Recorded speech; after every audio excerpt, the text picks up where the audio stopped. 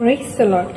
ఒకసారి నేను ఇక్కడ వేసిన వీడియో చూడండి. అక్కడ ఒక బాబు ఎంత చక్కగా కారు ఒక హెడ్ లైట్ సహాయంతో సైకిల్ తొక్కుతున్నాడు కదా.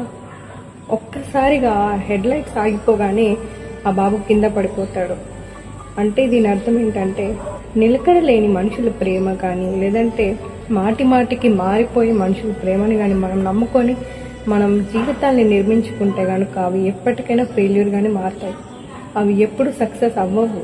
సో ఫైనల్గా నేను చెప్పింది ఏంటంటే, మనుషుల్ని ఎవరిని కూడా నమ్మకండి. Just trust in God. మీరు కష్టంలో ఉన్నప్పుడు మీ కష్టాన్ని చూసి వాళ్ళు దగ్గరికి రాకపోవచ్చు, కానీ దేవుడు అలా కాదు.